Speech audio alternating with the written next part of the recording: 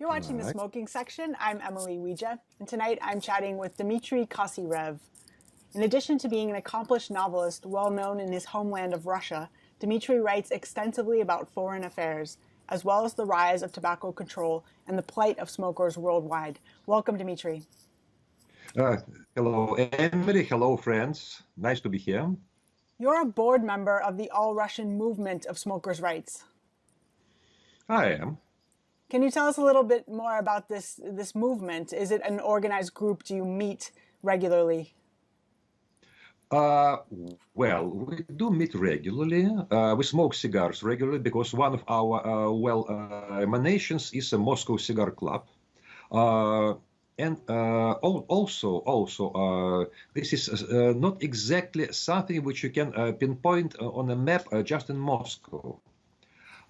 We are all Russian movement, and so far our biggest effort was to create the grassroots network all over Russia. All Russia. Russia is 84 regions, like states in the US, and we have now our sections in. I think it's already 60. Some of them are small, some of them are big, but we have people everywhere. And we think that if we just try to be a lobbyist group working in Moscow only, that would be, a familiar thing to do, but a bit useless. The people in Moscow, the ones who are passing laws and banning smoking, are the people who, they taste better when they come to you and ask, now what do we do? Because if they know that there is a groundswell all over Russia and nothing happens to us and we're still around and they're not succeeding and so on, then it's easy to talk to them this way. You wrote about an international smokers conference that took place in Moscow in 2014, and I was very surprised to read about it because I hadn't heard about it anywhere, and I was impressed that there was an international smokers conference. Can you tell us a little bit about how that came about? The most amazing thing about this conference, as I see it now, is that it repeated what happened in Brussels some years before. It was the TICAP, TICAP conference, about absolutely same ideas being voiced there, absolutely same discussions, and the basic idea that the anti-smoking is a global disease.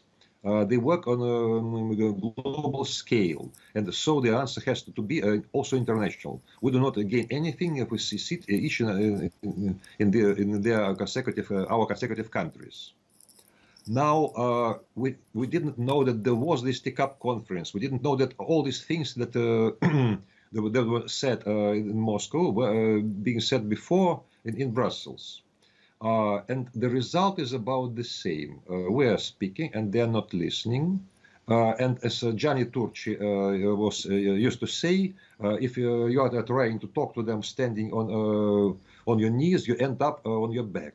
Ah.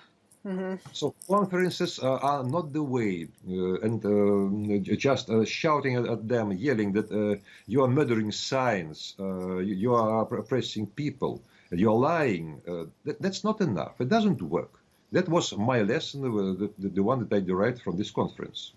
So what do you think will work? Do you think that there are ways for smokers to get organized and to actually accomplish anything to fight against tobacco control? Yes. First of all, I think that our Russian way to grow the roots of the grass is a good way.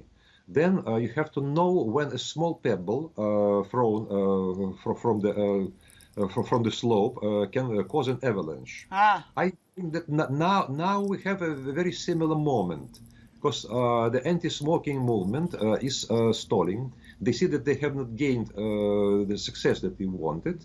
And what we need now is the right word said at the right time, and it may suddenly cause an uproar and a repetition of resistance, which we encountered several years ago. And in any case, if we fail now, then we still go on, we prepare, and we'll fight back later, because the anti-smokers cannot win.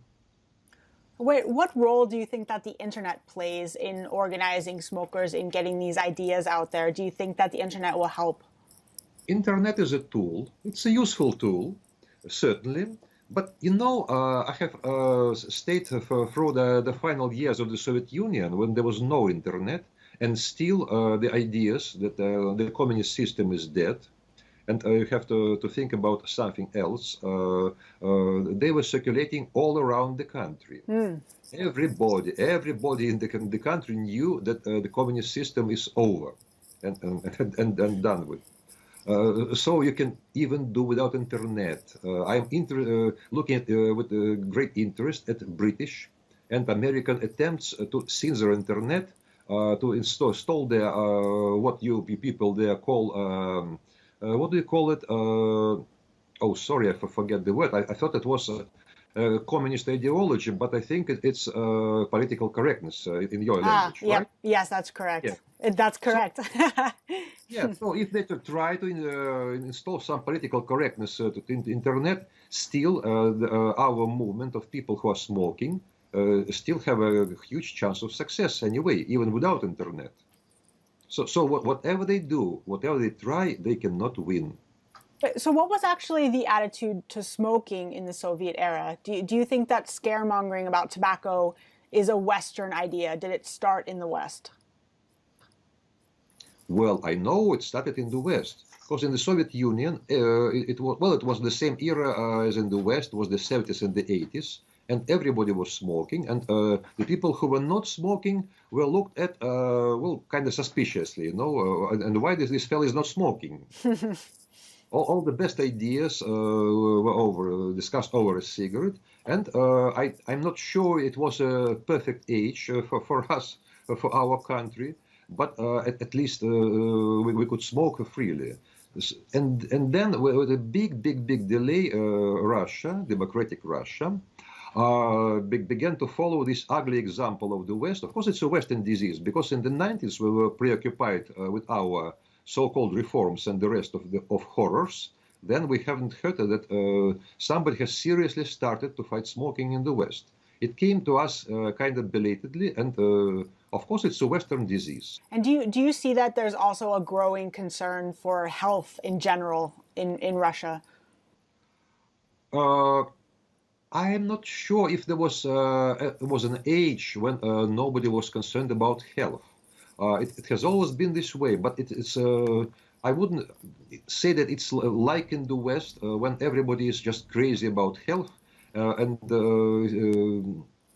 there are some campaigns which are overflowing. It's a campaign, for instance, against vaccination. It also touched Russia. And I was writing a couple of times that this is a result of the loss of trust in the medical profession. It has never happened to Russia and the Soviet Union. A doctor was a respected person, immensely respected person. You went to a doctor for help. The idea itself that a doctor can be somebody with a bludgeon running after you and telling you how to behave to be healthy, because you have to be healthy, that's something very unknown to us, and the distrust as a result of this process. It's also something new. And these diseases are certainly not coming from the East, assuredly so. Do you think that it's interesting that you mentioned that connection between distrust for the medical establishment? Because I think that anti-smoking attitudes by the medical establishment are actually creating distrust. Do you also find that to be true in Russia? Absolutely, yes. It's if you trust somebody and then you discover that this fella is lying to you and doing that for money, then restoring trust can be a very long thing to expect, Mm-hmm. Also, medical service is one of our sore spots. If you ask what the people here in Russia are worried about, it's corruption, lousy medical service, and lousy education. Very American, isn't it? Yeah, it is. It's very American. Yes. And the Ministry of Health is immensely unpopular, especially with the doctors, because they hate this ministry. Yes, they are telling us secretly that the ministry is murdering medical industry, and also the doctors are telling us that they are lying about smoking. Ah. So it sounds like in Russia that doctors are actually not completely on board with the public health ideas, whereas in America, I feel that doctors are very much anti-smoking. They definitely go along with the whole party line of anti-smoking, but it sounds like that's not quite the case in Russia. Not quite the case because, as I said, we are several steps behind you. Hmm. I'm not ruling out that if it went on for some more years, we would be in the same position, and our doctors would be mortally afraid to say that smoking can be good for you in some cases, which is a fact, in fact. Yeah. Right? But if this doctor is your friend, if the doctor feels like telling you the truth, so they are doing that. Word of mouth, then we tell our friends that our doctor told us that if you give up smoking, you get diabetes, type 2. This is something that you believe because it's a fact. I've heard people say, and I don't know how much this is true, but I've heard people say that the pharmaceutical industry is also a very powerful interest in promoting anti-smoking because they have drugs which treat conditions that smoking might be useful for, and they also manufacture stop smoking aids like nicotine patches, nicotine gum. Do you think that is the pharmaceutical industry a powerful force in Russia? Well, it certainly is, but we already are in an age when the pharmaceutical industry is a very ugly dog, and nobody likes this dog. We missed plenty of problems which you became a victim of, and we are coming to the era when pharmaceutical fellows are very bad guys. When you don't know who is worse, the tobacco companies, pharmaceutical companies. But also, we used to have a different type of medical service.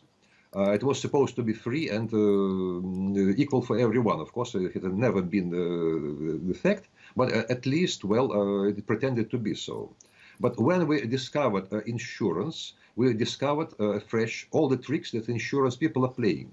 For instance, if you are smoking, they are trying to grab 30% more than in the other case. But there are no facts which is saying that a smoker is 30% less healthy than a non-smoker. So that also is something fresh. We have a fresh eye and we see what goes on. And this is why we are skeptical. I've heard it said actually that insurance agents will tell you that there's no difference between smokers and non-smokers as far as how they calculate it for giving life insurance.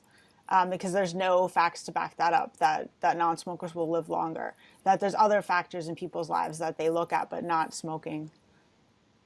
And yes, that's absolutely true. It's a known fact. I'm a guy who read several dozen of medical reports, so I know that smokers are not 30% less healthy than the and so on. But there is also one more thing, and this is huge enthusiasm of these health freaks and pharmaceutical industry, which we could observe in the 90s. They were sure of their success, They were sure that they would cure us with their horrible drugs, cure us from smoking. But they failed. I don't know, Emily, if you saw the fresh information, or not so fresh information about the rate of success of all these terrible drugs. The mind-killing drugs and the nicotine replacement remedies, it's 10% at best, 8 or 9% averagely. So Wow. it doesn't work. It doesn't work. And Russia has arrived to this anti-smoking stage of our development at the stage when the pharmaceutical people has already failed. So we are lucky. I think that vaping, e-cigarettes, that's a whole other topic. That's a whole other interview probably. But I do think that it's interesting how the rise of vaping and e-cigarettes is playing into all of this, because I also think that the pharmaceutical companies have to be worried about the effect of vaping on their product. And tobacco companies are actually trying to get into manufacturing e-cigarettes and vaping. So it's very interesting. Well, it's nice. Also, it's the third front, like in a civil war in Syria, where it's not on just two sides, but several sides, and everybody hates everybody else. But in any case, when these anti-smokers of Russia, who are not strong, who are not numerous in any way, they suddenly began to say that, okay, there is no smoke in vaping, but still it is bad. We already had a very strong movement of vapors who are saying that you're lying to us. Why do you lie to us? So it's also quite a nice development. Although personally, I have some misgivings about vaping. Well, yes, that's an ideology because the vapors movement, the ideologues of vaping, it's the people who split off from a failed anti-smoking industry. So they have to upkeep their own honor and say that we are fighting a great evil of smoking, and they also know many tricks of their former comrades. But I was speaking about something else when I said that I distrust vaping. Ah. No, I'm a historian and I'm also Orientalist. And I know something about the 1920s when there was a global convention about banning opium. Opium is a product of, it's poppy juice, essentially, but slightly concentrated. And there was a global convention to phase out opium, and it was successful. If you are a junkie, you cannot find opium anywhere, not in China, not in the West. It's something very exotic. But the success of anti-opium campaign gave birth to even more concentrated form of the same poppy juice, which is heroin. Ah, wow, that's very interesting. I did not know that. Solution to heroin epidemic. So we killed one kind of evil and got ourselves the same evil, but in concentrated form. So when you concentrate nicotine, I am kind of apprehensive, shall we say, and you can do it now through vaping gradually. So good old cigarette, good old tobacco. I think it's safe because to get a quick nicotine poisoning, you have to smoke like 2 packs of cigarettes in a row, which probably you are not going to do. Mm-hmm. If even possible. I don't even know if you could get nicotine poisoning by doing that, honestly. You can. You can? Okay. I'll take your word for it. Anything can poison you. Coffee can poison you. Do you know that? I've heard that, but I assumed you would have to chug gallons of it, right? Well, if you can do it and nothing happens to you, it's all right. But there was this great French writer, Honoré de Balzac. You know the guy? Balzac. Hopefully. Yep. Mm-hmm. Yes. And he died of coffee. You're drinking water. Okay. So he died of coffee because he was selling his novels in advance and was getting a down payment. So he had to write them. And he was always in a hurry, and he had 3 novels to write. In a very quick period to get another advance on yet the 4th novel. And he was drinking coffee like crazy, and he killed his liver because of that. Really? Wow. Yes. Huh. And he died of that. But it was a known fact at the time. But if you drink your own moderate dose of coffee, like 5 or 6 cups a day, you are the healthiest person in the world. And the same applies to tobacco. Probably, maybe, hopefully. I think it's interesting what you say, because already I can see the possibility for that with vaping, because that vape juice is very concentrated nicotine. And I think there has been 1 or 2 cases of a child getting a hold of that vape liquid and drinking it and suffering from nicotine poisoning. I don't want to make too much out of that because I think that's already been used for scaremongering against vaping by anti-smoking activists. But it's interesting because I can see the possibility is there that it's already a more concentrated form. We have a question here of why people smoke, why people vape.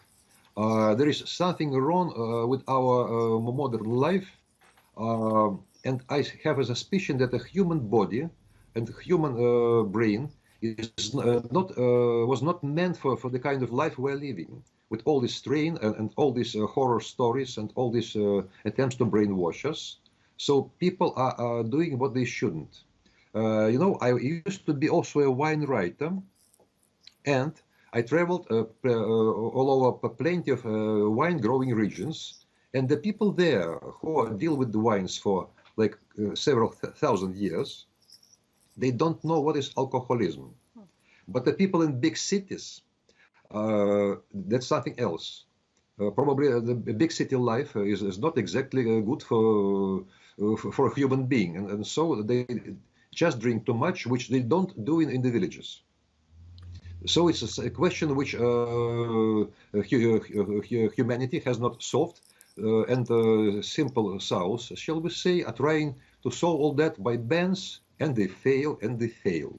I think it's extremes, right? It's either people smoke and drink, or they're not supposed to do it at all, so that drives them to other things that might be worse for them, maybe overeating or even over-exercising, right? It's extremes. And if some people, if some crazy activists who are trying to improve our life would just lay off and Yes. limit their activities to something, well, as far away from us as possible, then maybe our life would have less strain in it. And then maybe we'll smoke less or drink less and live happy ever after. Do you think it's ever possible to have a completely I'm going to say tobacco-free world, so a world where tobacco has been eradicated, much the same way that poppies were eradicated? Poppy has not been eradicated because we have heroin. So the poppy is with us. It came to our medical service like several centuries before Christ, and is still with us. It helps, it saves lives, and it kills people also. And the same with tobacco, and the same with the drink. You're asking if there will be a smokeless world. Of course there won't be. Of course tobacco will stay. And a century ago, probably, there were some crazy people who were quite seriously trying to eradicate drinking. Mm-hmm. Anything which have any degree of spirit in was supposed to be totally banned. And you remember what happened. And also, you remember what happened when these idiotic bans, which also almost ruined your country, when they were finally repelled. People began to cherish their drink, to respect their drink. America became a great wine country, which is it wasn't before the bans. The drinks, now is a luxury, and also it's a daily luxury kind of. So the same will happen when, hopefully soon, this anti-smoking movement will die out. Do you think that in order for things to get better, they have to get worse? Do you think that it would be better if they tried to ban tobacco the way that they tried to ban alcohol? I am not sure we need to suffer so much. And I have a strong suspicion that even if there is no struggle against anti-smokers, even if we do nothing at all, in Russia, in America, and whatever, in any case, this campaign would die out, because such campaigns, they are a perishable product. Here we have to apply some of my experience in political campaigns. I have been studying these political campaigns which started around certain wars of the late 90s. The war on Yugoslavia, for instance, later a war in Georgia and Syria. At first, what you have is a totalitarian brainwashing, and everybody is saying the same thing. Like, for instance, Bashar Assad is a monster who is murdering his own people. And this is all you hear. And then step by step, the other side of the coin is becoming visible. And we discover that the other side in the Syrian conflict are not exactly angels, that they're killing people, that there was stocking and using chemical weapons against the government. And these facts are coming out, and you need to spend a lot of money, and money, is quite a serious thing, and spend a lot of effort to upkeep the old lies. And it never lasts forever. It evolves, it changes, and then it's becoming dumped with a sign saying that, okay, it doesn't work, so let us forget it and let us move on. That's a very heartening thought. And I want to thank you for joining us, Dmitry. It's been a very interesting discussion. I really, really enjoyed it. Thank you, Emily. Call again. I will. Thank you.